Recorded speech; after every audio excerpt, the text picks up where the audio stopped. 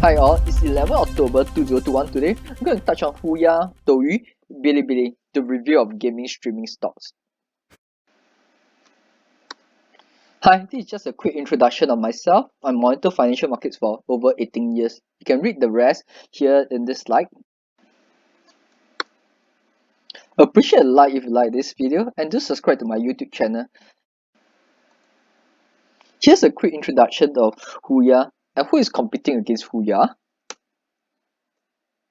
The number one gaming streaming platform in China, that's Huya, and competitors like Douyu, Bilibili, and Kuaishoutek. Though Douyu is the number two gaming streaming competitor. Antitrust measures recently, as well as regulations on game approval and duration allowed for youth below 18, have impacted on near-term share price. What's the price history? The IPO at 12 USD. Recent high in 2021 is around $36. Current price of 9.55 USD is only 26.3% of all-time peak. Here is the share price chart of Huya. Its low in August 2021 is around 8.89 USD and all-time low in October is 7.54 USD. Now that it had crossed over the support level of 8.88 USD, the question now is, can it hold above 8.88? Its current price of 9.55 USD is 26% above the lowest point. Near-term price movement likely to be swayed by market conditions and regulatory conditions. Whether will there be more implementations of regulations? So we have to see whether Huya price can break above 10 USD and hold above there.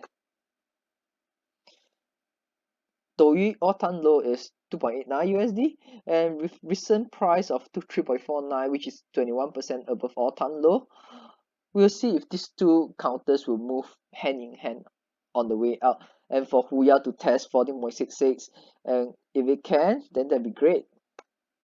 Tencent owns a controlling stake in Huya and Douyu, and Tencent holds close to 50% stake in Huya, and in Douyu it owns close to 37% as last reported. It's interesting to note that Tencent also owns more than 10% stake in Kuaishoutek as well as Bilibili. It has 17% in Kuaishoutek and around 11.38% in Bilibili. The concerning part is whether ByteDance, which have overtook Tencent and Baidu in 2019 as the platform earning the second most amount of digital advertising dollar, will it challenge Huya into its gaming streaming sector? So this is the second quarter 2021 financial performance of Huya. So what has it done? We'll look at the operating metrics of Huya. Its monthly active user has increased by 2.6% to around 77.6 million users. Not a big percent compared to the same period last year. Paying users is around 5.6 million, which is a dip from the same period last year from 6.2 million. The interesting part is that they are growing into advertising and other revenues more and more, and you see that it's right now close to 10+% in terms of its group revenue.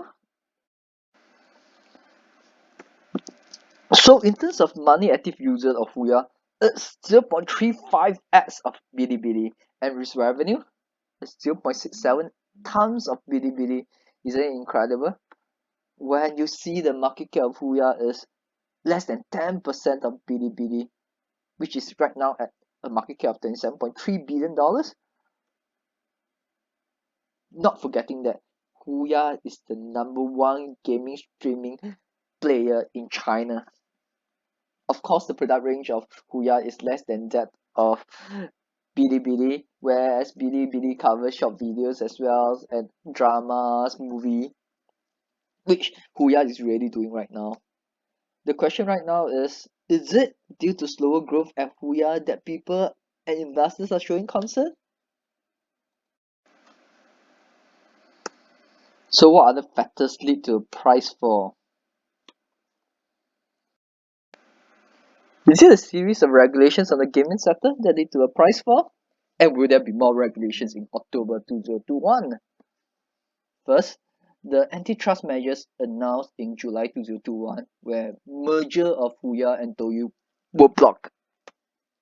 Second, youth gaming duration regulation, which was announced in August 2021, where teams be under 18 will only be allowed to play up to 3 hours of game a week.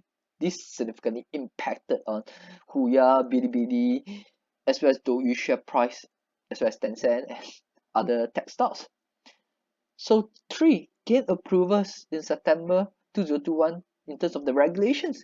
The move to slow down game approval then add another kick of its price down lower.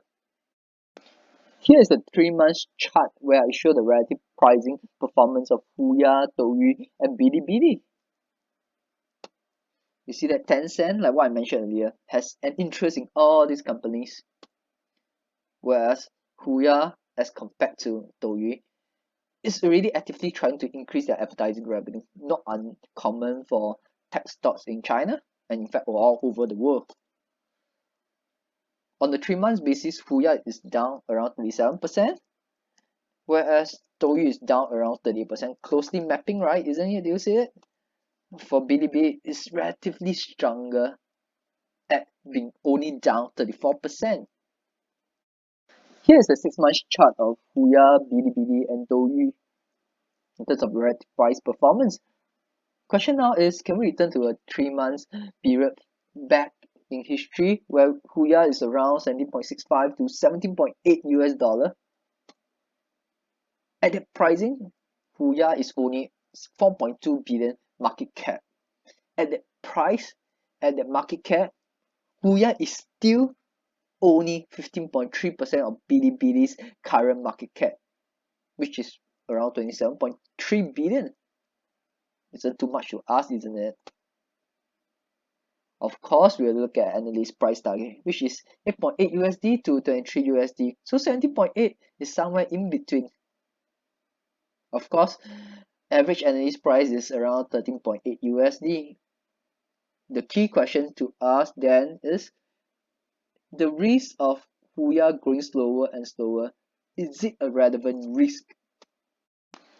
Here's my final thoughts of Huya. Bilibili trend is definitely here, so is Douyu. For Huya, regulations will continue to weigh on this sector.